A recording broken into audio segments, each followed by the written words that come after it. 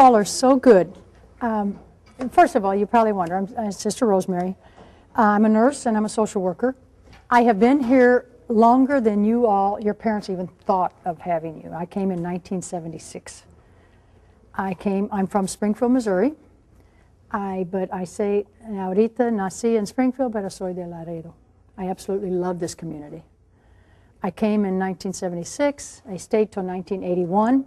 I worked in that old hospital that's down on Logan Street that looks like a bomb blew off in it. We used to own that hospital, and then we moved out to Saunders, and then we sold it. I worked in the emergency room and ICU. I just love this place. And in 1981, I went to Guatemala. I worked in Guatemala, in Honduras, in southern Mexico, and I came back in 1992 because at that time, that was before any of you were even born, there was a civil war going on in Guatemala, and they began to say they wouldn't kill us, but they said they would kill the people we were working with.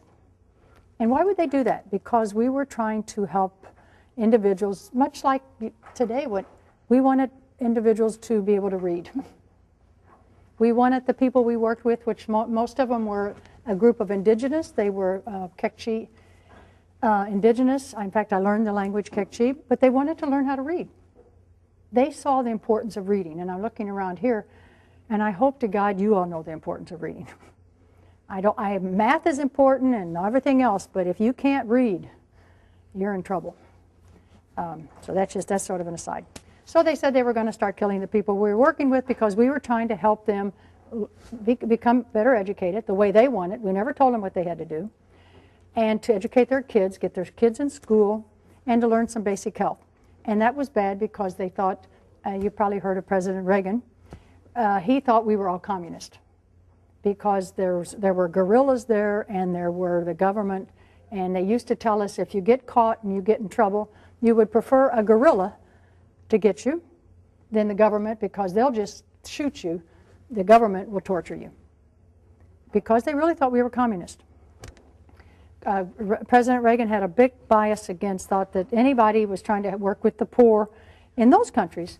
So we won't get into politics of all that. But one of the reasons I think they asked me to come and talk to you is that I've had a lot of different experiences. I'm 69 years old. I could be your great-grandmother. So do you listen to your great-grandmother? Sometimes not. You think she's too old, she doesn't know anything. I must admit, when I was your age, I probably didn't listen to my great-mother. I didn't even listen to my mom. They asked me to come because I've had a lot of different experiences. When I was 12 years old, and what are you all, freshmen, sophomores, juniors, seniors, or all of the above? Juniors? When I was 12 years old, I was in so much trouble in school. I mean, I was the youngest of 4. My father had a drinking problem. We were having problems at home, and I was in trouble all the time. And people say, oh, yeah, right. No, I was. I've always had a good heart. I like to help people, and I used to, maybe some of you are like that. You'd stand up for somebody that you thought was being put down, but sometimes I didn't do it in the right way with the teachers. Maybe I wasn't as respectful. I was in so much trouble all the time. So finally, my mom and dad got together, and they said, Rosie basically is a good person, but if we don't get her doing something other than school, she's going to be in so much trouble. So they took me to a nursing home. That's for the elderly, un asilo para ancianos. I walked in that place with my best friend, Sarah Wachakowski. Oh, the place smelled so bad. I said, how long do we have to stay here? My mom said, it was like 9 in the morning. We will pick you up at 5. I said, oh my God, what are we going to do? So we walked around, and these nuns came up, and they were probably about my age now. They were probably in 50, 60 years old. And these nuns said, what are you all doing here? And I said, well, my mom thought we should come and visit this lady that my mother knew. So she said, well, come on. So we went up and visited her. Those nuns were so nice to us. The one said, her name was Sister Vincent. She says, you're in trouble at school all the time, aren't you, Rosie? I said, how'd you know that? Somebody call ahead? She said, no, you look like you got a little attitude. Anyway, so by the end of the day, those individuals were so nice to us. They treated us with respect. even though they knew I had a little bit of an attitude. And Sarah Wachakowski never shut up. She talked incessantly. Sometimes you'd want to say, put a sock in it. Anyway, so by the end of the day, they said, why don't you come back next week and we'll teach you how to make beds. They had us hooked. They needed help. The people that went to that nursing home were poor, and they were elderly, and nobody gave a piddly squat about them. Half the time, their parents, their families, not parents, their families never came to see them. These were poor, elderly people that nobody cared about. Well, we took it on as a crusade. I was 12 years old, but it changed my life in this way. Did I still get in trouble? Yes. Did I still talk too much in school? Yes, but I felt like I had a purpose. We used to go every weekend. We would feed the patients. We would help clean them up. I mean, and the place still smelled bad. But after a while, it was such, I don't know if it was what they cleaned the sheets with or the bedpans, but when we got finished after 8 hours in that building, we got in the car and my brother said, in the back seat and put the windows down. Go home and wash the clothes. It had a horrible smell. After a while, you sort of got used to it. We saw things I'm not really sure kids that are 12, 13, and 14 should see. I saw a man who relatives never came to see him. He was sort of crunched up, had a catheter in, couldn't get out of bed without help. I was supposed to feed him, and it was a Sunday. I was 14 at this time, 14 years old. I took his tray in. I was going to feed him because he would just take, you know, and you feed him and they drool and oh my goodness, but I loved it. I said, I'm going to feed him. He was dead. I mean, freaked out. I went out there and I said, Mr. whatever his name is not going to eat today. They said, what's wrong? I said, I think he's dead. So we went in. Sarah and I went in. Miss Sarah, who never shut up, and Rosie, who had an attitude. We went in to take care of this man. Well, the sisters were all at church. So they let why these two aides, nurses' aides, let us help get that man cleaned up for his family. But it was a sacred moment. This man, I thought about it. I said, I wonder what his life was like. I wonder if anybody loved him. I wonder if he had kids. I wonder if he had, we never saw anybody. 2 years I never saw anybody visiting this man. I said, I wonder if anybody ever loved him. Okay, so we're getting him all fixed up. I even shaved him, nicks and all, little cuts everywhere. I thought he looked, we combed his hair so his family could come. His family came. And you know what his daughter said? Why did you all bother us? Couldn't you have waited? We were having lunch. And all this for a bit of damn money. I mean, you would have thought I started crying. I thought, what a horrible thing to say. Why didn't you wait till after we had lunch? What was the rush? He's already dead. So it was a horrible lesson for a 14-year-old kid. I went home, and I was uncontrollable. I said, Mom, are people really like that? She said, I hate to tell you, Rosie, yes. But we all are in this world to make a difference in one person's life. They asked me to come here because a lot of people in this community know me. They think I do a lot of things, but I don't do anything by myself. But the main thing is every day I try to make a difference in one person's life. Whether it's an older person like myself, or we have a domestic violence shelter, where families go who have where the women have been beaten up by the, I don't call them men, they're cowards, that have beaten up the women in their lives or their children. And I see little kids that are so hurt and so upset by that. You just want to give them a hug. And you see after a couple of days they want to give you a hug. All of you in this room, I don't care, juniors or seniors, I don't care what you want to do in your life, if you don't make a commitment to try to help other people, you're going to have a really sad life. All of you. And you don't have to wait till later. You can do it now. I am absolutely certain that all of you in this room know somebody who is bullying and being ugly to somebody else. And you don't stand up. I would bet $5. And you don't stand up because, well, I want to be in the crowd. I don't want this. I don't want people not to like me. And that you could do that. You could go, you could, not laugh when teachers are talking. And the teachers, to be a teacher, this day and age, has got to be pretty rough. You all are so respectful. I mean, when you walked in and you came in and you sat down. I congratulate you. I mean, you didn't, I go to other places and they're rowdy and the language, they don't care who hears it. And I've heard every 4-letter word in 3 languages. Every bit of it. And sometimes people think I don't understand it. But what is the point of using that language? I mean, what is the point of being disrespectful? I mean, you never know what life is going to bring you. I know a couple of years ago, you all lost a very good classmate here. He was in a car accident. Is that correct? Mm-hmm. A couple of years before that, you lost a really good friend. I think she was going to school here. She was coming home from her quinceañera. You probably heard about it, lived right over here. Life is just pretty rough. And most of us need a good friend. So there's something everybody in this room could do. You could be leaders. You're juniors, you're going to be seniors next year. You're leaders in the school. So what is it good to make somebody feel bad because they're too tall, they're too short, they're too fat, they're too thin, you don't like the way they talk, they don't speak the right language, you make fun. Does it make you feel better? You go home at night and say, oh my goodness, I had such a good day. I made so many people feel bad today. Or what about going home and saying, you know what, I stood up for somebody today. I don't care if they like me or not.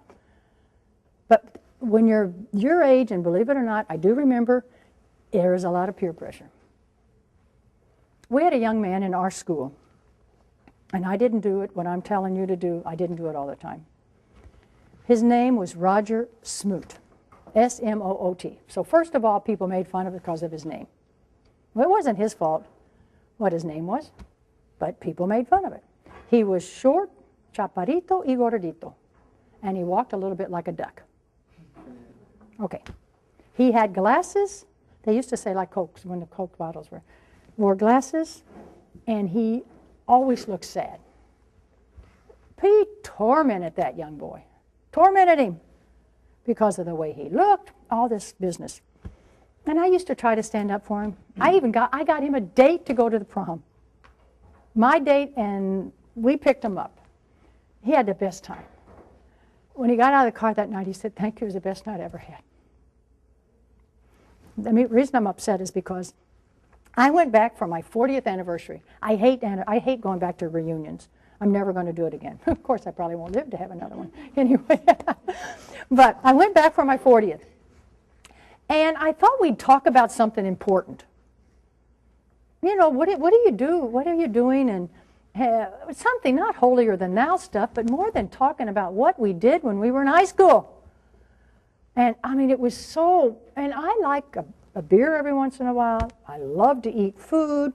I love to dance. I love to have a good time, but I also have my serious points. I was so hoping and praying that Roger would be there. I wanted to tell him I was sorry. I said, I can't wait. And I told some people that. They laughed at me.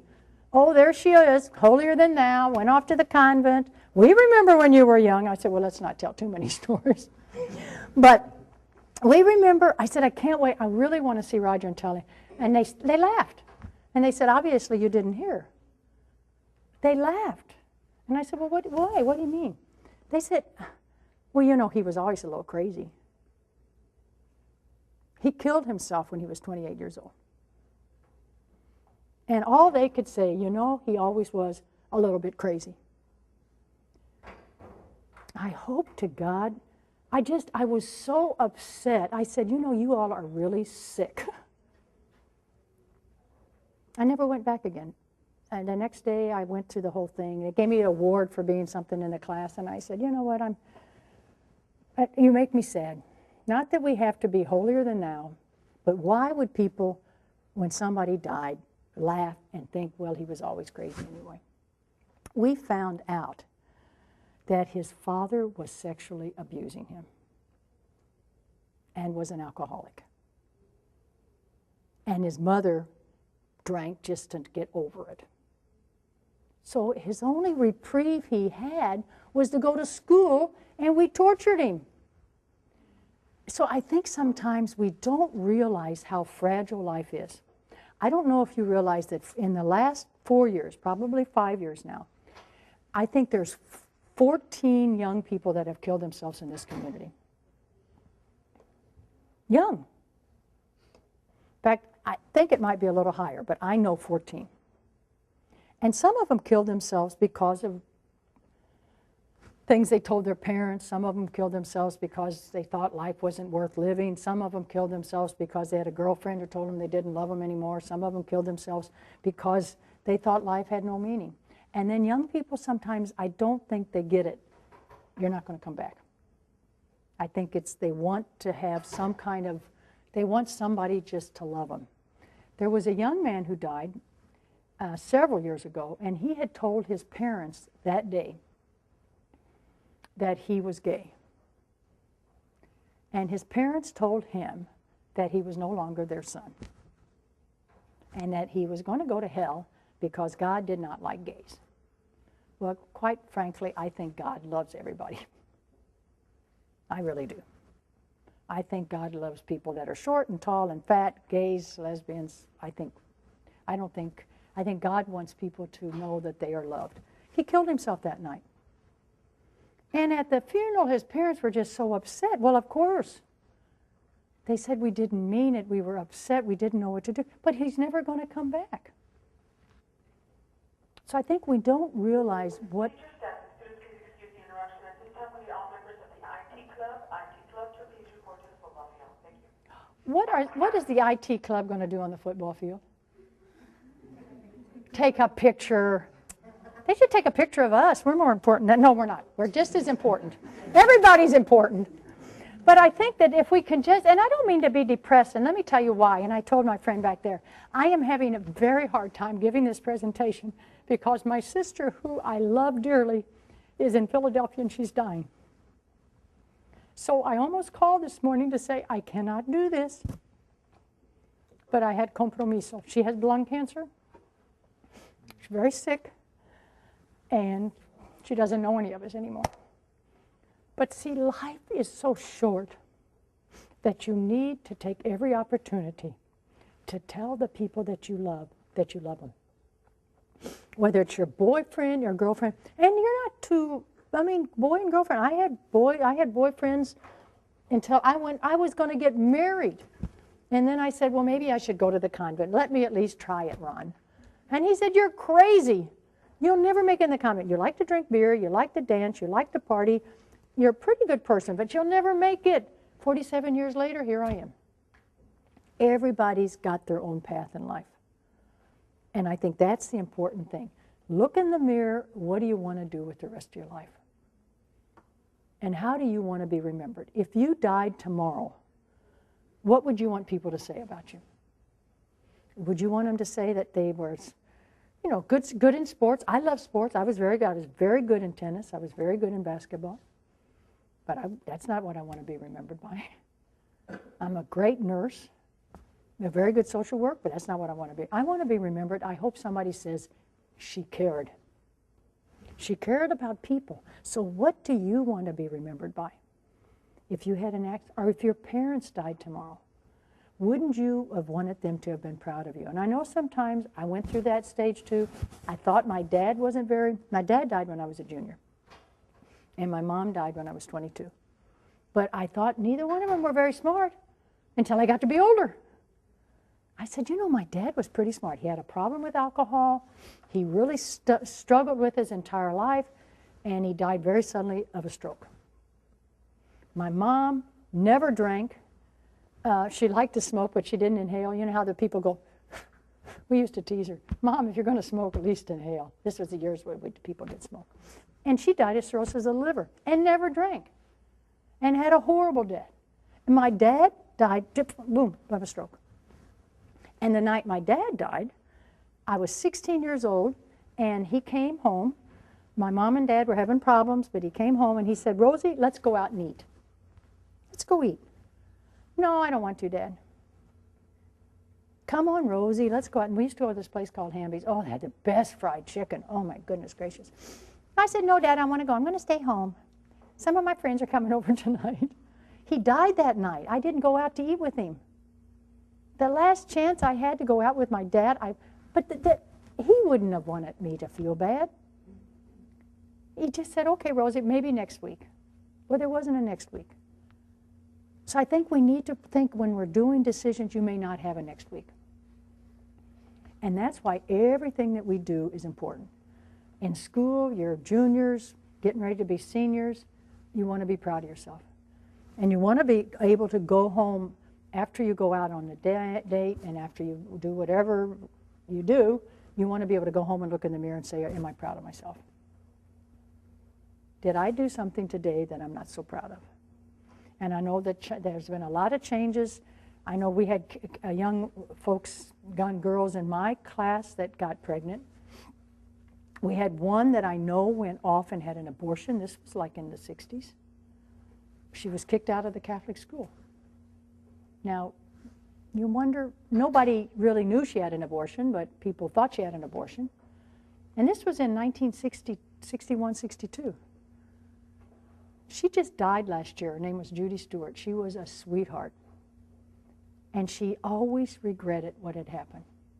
She didn't really feel like she had a choice. Her parents really sent her out of town. She regretted having an abortion her entire life. She said, I dream of that kid every day that I had it. I think it was like April the 22nd. Every April the 22nd, I'm sad. Her whole life, she tried to live, and I used to tell her, Judy, you're a good person. Okay, let it go. There isn't anything that we can do in our life that God doesn't want to forgive, if we can forgive ourselves. It's just if we repeat the same mistake, and we repeat it, then we need to really step back and say what I'm doing. Because we have some men that come to the, we had a man yesterday looking for his wife at the shelter, banged the door on the door. It's the third time the woman's been in the shelter. Broke her arm, broke her nose, and this time just bruised her badly. And he thought, we don't tell people where the shelter is, and he knocked on the door. I said, this isn't the shelter, it's a convent. Well, I know my wife's here. And I said, no, she's not.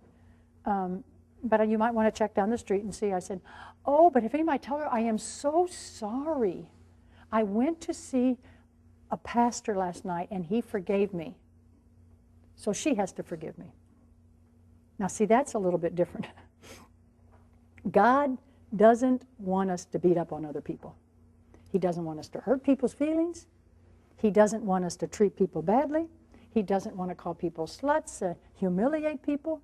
But if you hurt people on a regular basis, you can't wake up in the morning and say, oh, Jesus, oh, God, I am so sorry, and I'll never do it again. You have to do it with actions. You know, I can say, I'm very sorry, I won't do it again. But this lady is not going back with him. And he said, I am going to go to hell because I am trying to break up their marriage. I said, sir, first of all, I don't know who you're talking about. Can't confirm or deny if I know her, but why don't you look about what are you doing in your life that your wife would leave? Well, she makes me very mad. I told her to do something and she didn't do it. And my oldest son he doesn't want to play football or basketball. He wants to be in the band, and it's her fault. Well, what's wrong with being in the band? I think it's marvelous. I can't play any instrument. So why sports are great, but he thinks that his son should be playing sports and not playing an instrument. And the son is drop dead gorgeous. He's in the shelter too. He is so handsome. He loves playing musical instruments. But his father, he says, my father constantly belittles us. He says, I'm telling my mom if she goes back with him, I'm not going. But the thing is, there's a fine line between when they say, I'm very sorry and I'm never going to do it again. Sometimes I did some stupid things when I was a kid, pretty stupid stuff. And I used to bargain with God. I used to say, okay, God, get me out of this one, and I'll never do it again. Has anybody ever done that? No, you all are so good you wouldn't do that anyway. No. And I'd say, please, God, don't. I went to nurses training. I'm from Springfield. and I went to nurses training in St. Louis, Missouri. And we were 18 years old, you all. We snuck out of the dorm. This was in the 60s. You were not supposed to do, I mean, this was to get kicked out. And to get into nurses training was just as hard as it is today. I went to a 3-year school. It was wonderful, but, oh, God, so, okay. I can Tina Turner. I know you all are young, but have you ever heard of Tina Turner? Yeah. Okay, please, thank you, God. Okay. I know I'm old, but anyway. She was playing, and she was young, and she was pregnant. And we went to this bar, which we never should have gone because we were only 18 years old. Went in the side door. We didn't drink. We weren't drinking because that would have really gotten us in trouble. But we climbed up, went in the back door, got in there, and oh, she was good. I mean, as pregnant can be, but she was putting on a show. She was just, and those high heels, I still don't know how she was doing that one. Well, all of a sudden, a brawl broke out. I mean, we were in trouble right here in River City. We went out the fire escape, barely got out of there, 6 of us. And all the way home, we kept saying, say the rosary. Get the rosaries out. Beg God just to get us back into school. If the police had picked us up, all 6 of us would have been kicked out of school. 18 years old and out of school. But we, all the way home. Then we had to sneak into school. And this nun was walking down the hall. She used to wear the long habits. I know she saw us. And she said, those stupid kids got back. Good. And she didn't do anything. Next morning, she said, how are you, Rosie? Fine. She knew. She knew, but she said, you know, sometimes people do some pretty stupid things. Sometimes you get a second chance. Sometimes you don't get a second chance. And I said, oh, thank you, God. Then I ran back up and I said, we're saved. She's not going to turn us in. But see, the thing is, she saw some goodness in us, but we did something really stupid and could have gotten us. I mean, I love being a nurse. What would I have done? Call home and say, guess what, Mom? Come pick me up. I just got kicked out of school because I went to see Tina Turner. My mom probably said, who in the Sam is Tina Turner? But it's those chances that we take in life that I got a second chance. So I really tried to toe the line, but I must admit some other times I did a few things. And we always, the next day, you would say, oh, no. I'm just saying, watch out, take good care of yourself because you want to be a lawyer, you want to be a good teacher, you want to be a mechanic, you want to be a plumber, you want to be a construction person, you want to go to college, you want to go to the service. You do something stupid and you're not going anywhere because it'll stay on your record forever. So I think that's an important message to give out, that none of us, I imagine if the people in the back that are sitting there, I'm sure you all made a few mistakes too, but you all are committed. You're committed to teaching, you're committed to helping other people, and I would ask you all to be nice to them. You know, what if if you're in a class and you don't want to listen, you can tune them out, but you don't have to pass notes and you don't have to be disrespectful. I went to another high school. Walking down the hall, I was a little nervous, and the language people were using. And what somebody said, watch out, here comes an aunt. I don't give a who's coming? And you wonder what causes that? It's not because I was a nun or I was coming. It could have been their grandmother, the teachers. So I think it's a very good thing if we can just try to respect one another. And if you don't want to learn, then just don't make somebody else not learn. And if you got good friends, encourage them. Like, for instance, what do you want to do when you get out of high school? Become a firefighter. Firefighter? Wonderful. We work with firefighters all the time. They're the first responders, take a lot of risk. They go to the shelter. We had a lady that wanted to kill herself at the shelter because of what happened to her. We had to call firefighters. I mean, and it's hard. You know, it's not easy to get in. So you need to keep your grades up and do well. And what would you like to do? Be a mechanic. Mechanic, wonderful.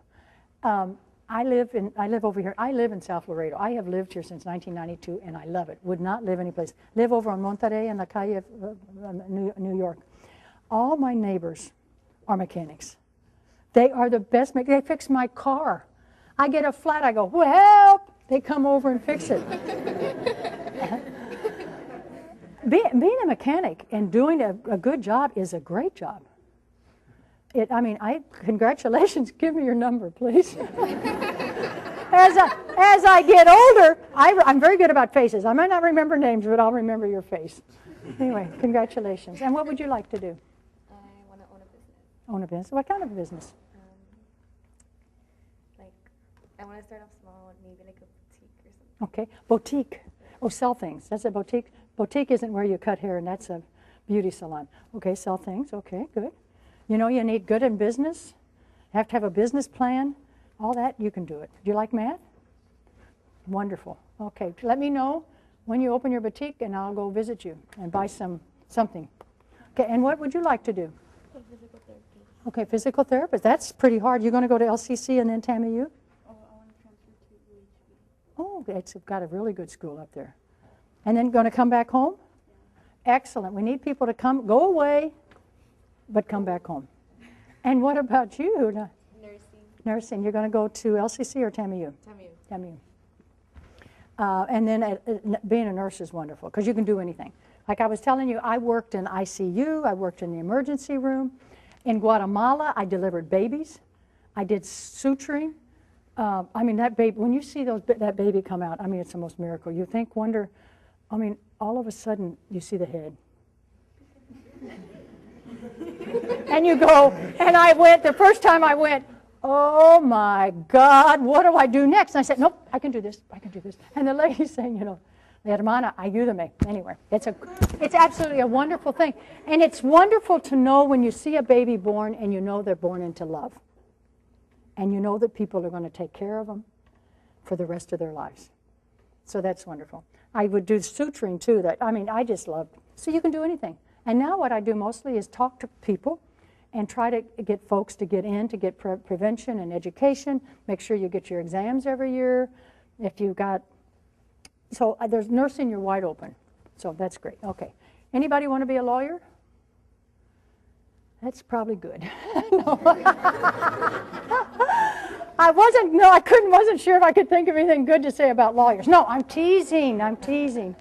No, I think lawyers are good. I work with lawyers at the DA's office, at the county attorney's office. The one thing I have a little bit of problem with the lawyers, I don't know how you could, and I know everybody deserves to have a lawyer. It's our system. Everybody, but I don't know if you know somebody has broken somebody's nose and that they've beaten their kids or sexually abused, that would be hard to be on that side, I think. But everybody deserves a lawyer. So do not take that out of my presentation, please. Thank you. Okay, let's see. What else what would you like to do, young man? Athletic trainer. Athletic trainer. Athletic trainer, good. And where will you go to study? Okay, University of Texas, San Antonio. Okay, you make sure that people are in good shape before they do all that those athletes do. No, I know. I was actually very good. I was good at golf, and I was good at tennis, and I was very, very good at basketball. But when I was a kid, there were no sports for girls. There was no basketball teams, no volleyball teams. We used to play just among ourselves. But golf, I was good, and tennis, I was very good. Now I kind of hardly walk. But we didn't, if I'm boring you, that's okay. You only got 10 more minutes. When we played golf, we carried our own bags. I must tell you, I smoked at that point. Not a lot, just every once in a while. Because in those days, we thought it was cool. It is not cool, trust me. Smoking is bad news. And as soon as we got in nurses training and heard everything that was happening, toss it out, don't smoke. But we would off we'd go, and we walked. You know those little carts that they run around in now? No. The most fun, hitting it, walking, talking to your friends. We used to go at 6 o'clock on Saturday morning, and they'd let you play for free if you were under 18. But you had to be there before 6, and you had to be finished by 9. They were very good to us as kids. I loved it. And tennis, excellent. Anybody like to play tennis? My goodness. And you want to be a nurse. And what is your name, Rosemary? Are you my tocaya? Are you my second life or something here? Okay. What else? Let me see. Some of the, oh, this guy just, oh, yeah, I know you want to tell me. What would you like to do? I'm undecided. I don't know. Okay, that's okay. You don't need to know yet. Okay, we got this, and an undecided. That's right. Are you Republican or Democrat? You're undecided. Okay, are you a junior or senior? I don't know. Oh, no! I'm just giving you a hard time. But see, that's okay. But you still need to stay in school. And the most important thing is what? To read. You got to learn how to read. Oh, you all think you've gotten off the hook? How about you? What would you like to do? Firefighter. He wants to be a firefighter too. I think it's great. You know, it's hard to get into that program. And you got to carry all those things and run up those things. I know what I'm saying. It's the hoses and run up the ladder. I'm not that far off yet. Oh, here, you've been ignoring me completely. She's like this. Okay, look. When I start to look over here, she's very smart. I start to move on, and she goes. And then I see her sort of, and then she goes. And what would you like to do? A teacher, good. Teach what? I don't know yet. Well, when you go to college, be sure you get the teacher certificate, correct? Because sometimes folks go to college, they get math or biology, but they don't get that teacher certificate. So once they get out, they need to get that. Being teachers wonderful. My mom was a teacher. My mom went back to school. I actually saw, I'm too old to pick that up. Now leave it, that's fine, that's okay. I might sit down in a minute, no. I saw my mom graduate from college when I was 12 years old. It was the greatest feeling ever. I think she got married a bit too young. She had 4 kids, little problems at home, but she went back and I saw her graduate. And she was a teacher. She absolutely loved it. She taught the 4th grade, and she taught in a school where most of the children were, their moms were prostitutes. A very poor school.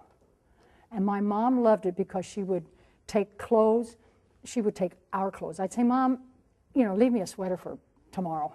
She would pack things. She said, you don't need that much, Rosie. She'd bring the kids home and bathe them, clip their fingernails, cut their hair. She said, they don't have a chance. And she said, you know what, Rosie?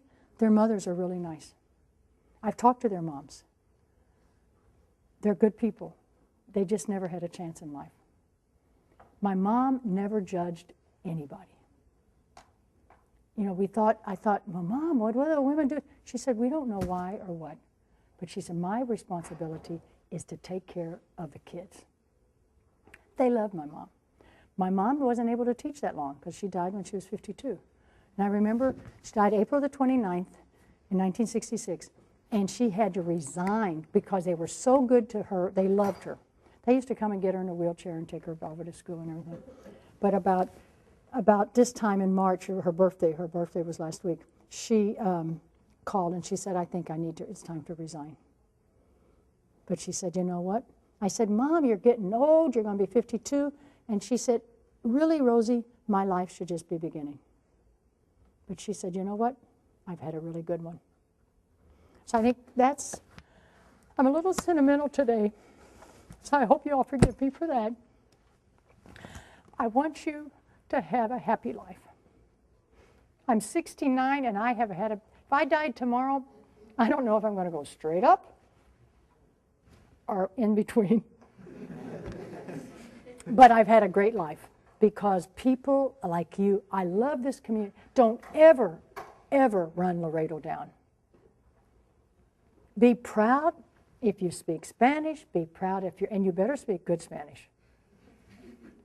Be proud if your parents are not from this country, that they brought you here to make sure you had a better life. Because life in some of those countries is pretty grim right now. They're beautiful people over there, but they have a pretty hard life. Be proud of who you are. Don't ever, ever. We had a kid at the shelter that said, I hate my Mexican mother. I said, you better never say that to me one more time. And he said, well, look what mess she's gotten us in here. Had no idea it was his father that got him in the mess where she was.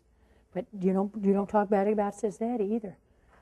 Be proud if your parents are from Mexico or Honduras or from whatever. Be proud of who you are and make a difference in this world. So pray for my sister Nancy and for me.